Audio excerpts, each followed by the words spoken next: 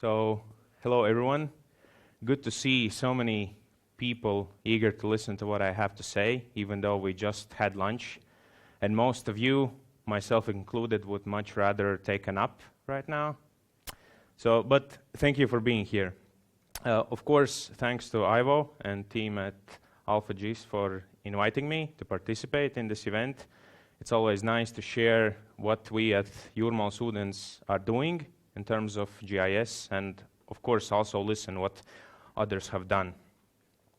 And an interesting note from myself is that even though I didn't understand a single word none of you said throughout the day, I had no clue what you were talking about, still by looking at the maps and the pictures the presenters were showing, I would like to think so that I had a general understanding of what you are doing at your companies with GIS, and I think it very well highlights the power in GIS in bringing people together and explaining things in a simple manner. But moving on to the presentation, building a GIS-centric water utility sounds very, very fancy, and of course it is very fancy, but a final warning: if you were expecting a blueprint on how to create a GIS, then this is your final chance to leave, because this is not what I'll be doing during my presentation.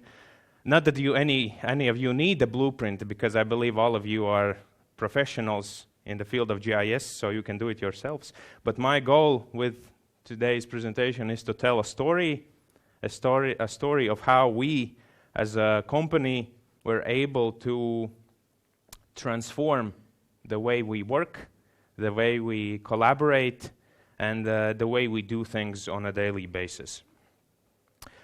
But before I proceed, I think it's a good place to start with a couple of general statistics about the state of GIS in Latvian water companies. So based on the survey that was carried out by our Public Utilities Commission, also known as the regulator, 66% of Latvian water utilities use GIS on a daily basis.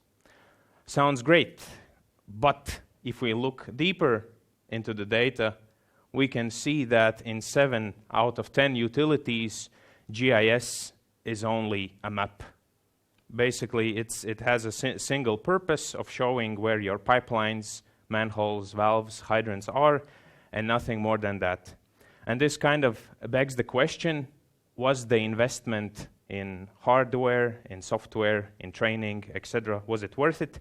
And this was the question we asked ourselves at the company, and it kind of this question guided our developments in the GIS, because we challenged ourselves to move past this existing status quo and try to do with GIS as much as possible and embed it into our daily workflows. Again, a short commercial break before I proceed with the rest of the presentation. I will tell you a bit about myself and Jūrmalas Ūdens. So my name is Gints Dakša.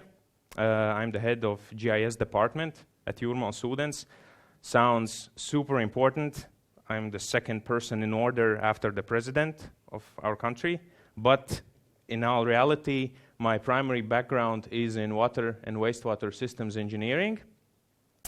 Currently, I've started my PhD journey here at Tallinn University of Technology, and what I'm trying to research is how Jūrmalas Ūdens can leverage the potential of GIS to improve its investment planning workflows. And also, Jūrmalas Ūdens is quite new to the GIS. We've been doing, I would say, only for a couple of years, but we have to thank COVID of all things, because that was what kind of kick-started our whole digitalization journey. And about Jūrmalas Ūdens, we are the second largest water and wastewater services provider in Latvia. we operate around 1,000 kilometers of water and wastewater pipelines, and we serve around 60,000 customers on a daily basis. And one thing we are very proud of course, after GIS, is that we built the first floating solar panel farm in the Baltic states. And it was such a great achievement that we also were recognized by the International Water Association as a climate smart utility. We went to the World Water Congress in Toronto this year. And basically what it means is I shook hands with the head honcho of the International Water Association, took a picture, and that's it. But we are really proud of it. So moving on, commercial break is over. I don't know if any of you have read a book called Prisoners of Geography by Tim Marshall. If not, I highly recommend it because I think it's a good read and it really puts into perspective how we as people, as countries, companies, and so on and so forth, how we are limited by geography on a daily basis. And I thoroughly believe that Jūrmalas ūdens should have been included in this book because, as you can see in the picture, Jūrmala is not your kind of typical circle-shaped city. We are stretched out along the Gulf of Riga. And also in the north, as I already said, we are constrained by the Gulf of Riga, and to the south we are constrained by the Lielupe River. And to kind of add insult to injury, we have also quite interesting population density distribution, because if you look at the data, you can see that pretty much 60% of the residents of Jūrmala are condensed into a small area of the city, and the rest of them are kind of dispersed over the pretty much rest of the area. And as a water engineer at heart, I can say that this creates a lot of interesting issues relating to the daily maintenance of our networks and to maintaining stable quality of service throughout our system. Also, I don't know if you are aware, but Jūrmala is mainly a tourism-driven city, so we experience severe kind of fluctuations in services demand as the tourism season starts. And also, of course, we were hit quite bad by the COVID-19 pandemic. And fortunately, even though we are far away from the trenches of the war and the horrors of all that entails, we are still somehow experiencing the impacts of the war that is going on between Russia and Ukraine. And this also creates various challenges into how we plan and operate our networks. But not all of the problems are external, because up until this point I mainly was blaming everything else but ourselves. But there are also internal demographic struggles that we have at the company. I'm sure you're all aware with the concept of a demographic tree, which shows basically the distribution of the number of people in different age groups. And this is how it should be, that there are plenty of young people to learn from and to eventually replace seasoned engineers and specialists. But in case of Jūrmalas ūdens and pretty much the Latvian water sector as a whole, this tree is flipped upside down with a lot of basically engineers and specialists being one bad argument away from going into their well-deserved retirement. And also it looks like a Christmas tree that's like flipped upside down. So, I think this very well sets the predicament and kind of the goals that we are doing at the GIS department, is that we have to have the right data on hand. And by right, I mean two things. First of all, right as in it's correct, it's factual, it's being updated regularly, and right in a sense that it's the right data a person needs to do their daily task. And speaking of people, we have to provide a way to access this data to the right people. Doesn't matter if they're sitting in an office or they are spending most of their day in the field doing maintenance activities. And also it's super important to supply this data on the right time, preferably before key decisions are being made at the company, because I think we're very well aware what problems may arise if we make a decision before looking at the data.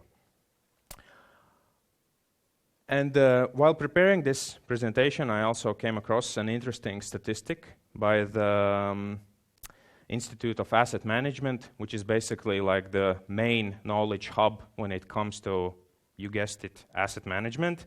And what they kind of found out is that up to 25% of the utilities operational budget is directly or indirectly related to tasks related with data gathering, data management, data exchange, and so on and so forth. And what it tells us is that utilities should not only pay attention to the networks themselves, the pipes that are buried underground, but also take care of the data that kind of explains these networks. And the data maintenance part is often overlooked, at least in Latvia.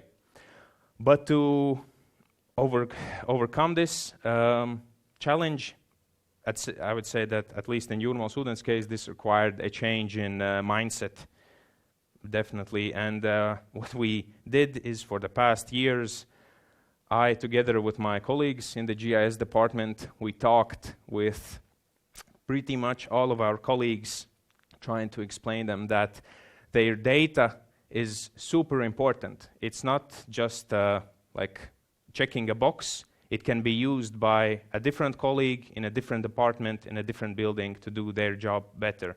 So therefore we should work together to improve this data and kind of make it, add the necessary spatial context to map it afterwards. So that is exactly what we try to do at Jūrmalas ūdens. We, on a daily basis, work to kind of bring all of our colleagues working in different departments into like a unified digital workspace, I call it, so that everyone can come with their data and we can see how it works together with data of other departments and see perhaps maybe we should tackle issues like in a multidisciplinary manner.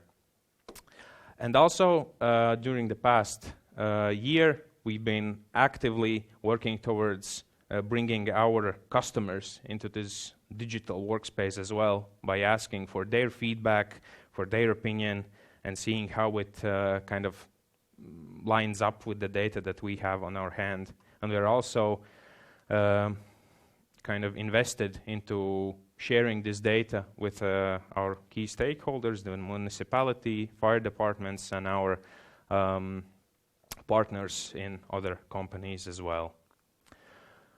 So moving to the meat and potatoes of the presentation, one of the, I would say, best things we've done with GIS is we completely digitalized our hydrant inspection workflow.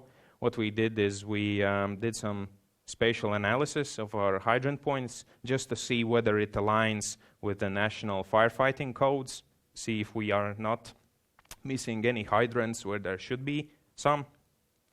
And quite contrary, we have a different problem. We have too many hydrants in place, so we have too many assets to manage, and we have basically unnecessary costs as well. But that's a different story. Of course, our field crews, they have moved from filling out paper-based inspection reports to doing it on their phones. They pop, check all the boxes, and they go on about their day. They are enjoying that a lot. Then we, of course, take these results and we create dynamic views of our hydrant network map. Basically, we show the state of the hydrant based on the latest inspection, and all of the hydrant reports, of course, and the necessary history is being saved, which previously wasn't done when it was mainly a paper-based workflow. And of course, this data is also available for the field crews as well, just to see when is the last time when a specific hydrant was inspected, and maybe they should do it again. Then, of course, we exchange data with our local fire department. They are also very keen on this, because previously they had like their own separate hydrant data, and it was quite different from what we had on hand, and it created a lot of unnecessary stress and arguments on both sides. But now that problem is thankfully solved. And basically the same kind of the workflow is replicated also for our water system valves and for our water metering network. It's pretty much being done the same way, just replace hydrant with a different word, and we are probably doing it. Also, another thing that we are super proud of is our drinking water quality monitoring framework, because what we did is we asked our customers for feedback, for their opinion, how they perceive the water quality they experience at their homes, and see whether we can improve our monitoring plan based on that. And as you can see on the map, the red dots, they represent where the old monitoring locations were, and the pinkish clouds, they signify the basically complaints we received from our customers. And if you look close enough, you can see that previously we were looking in the wrong places. I call it wishful thinking, or optimizing the reports for the government, because all the official data was that the water is good, but we still were receiving complaints. But so what we did using GIS is we optimized the locations of the sampling points to focus on these problematic areas, and as a result, in like during one calendar year, we were able to pretty much eliminate complaints in regards to water quality in Jūrmala, except for these 3 places that you can see on the map. But because we basically took 2 samples at each location, one in our network and one in the internal plumbing in the house, we were able to say that pretty much these problems, they are not related to us. It has more to do with the customer not properly maintaining their internal plumbing.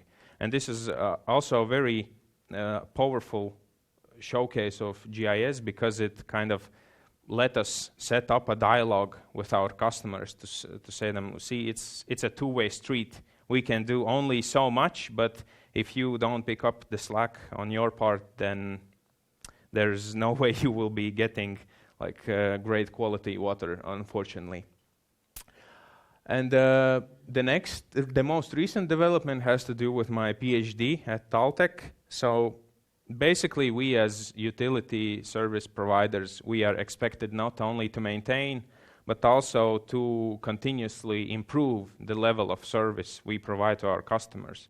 And we have to do it while managing different external and internal problems. For example, internal is, of course, we don't have monopoly money. We only have so much, so we have to manage budget constraints. We have to take into account that our assets are aging in our planning. Also, from the external side, there's, of course, climate change, the demand fluctuations, which I previously mentioned, the ever-changing legislation landscape with new rules coming into place. And the goal of my PhD is basically use the operational data that we have on hand and the other data that we are able to get from our departments, and to see is how it can be used to basically improve our long-term strategic planning when it comes to replacement of the pipes, predictive maintenance, and so on and so forth. So hopefully, if all goes right, I will have more presentations in the upcoming years, something to talk about. If not, let's not talk about it. So here's the main takeaways. I think it's possible for a utility to have a GIS that transcends this typical mapping, and it could be the centerpiece of asset management workflows at a company. And spatial data is everywhere, it's just not spatial yet.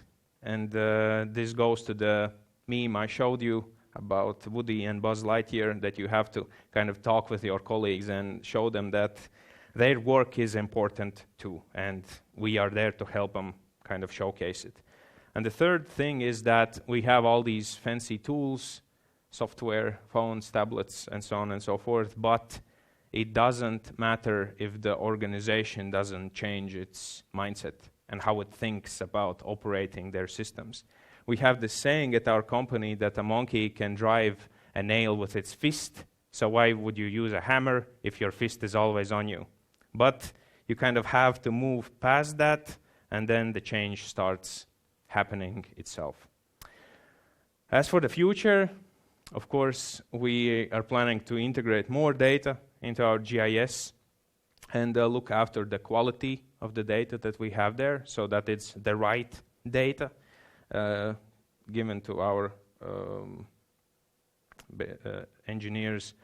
And what we've also started is transitioning to the utility network, because we see that it could provide great benefits to our company as well. So I think that's it. If you have any questions, please ask them in English. If not, then Aita, I guess. Fantastic. Thank you.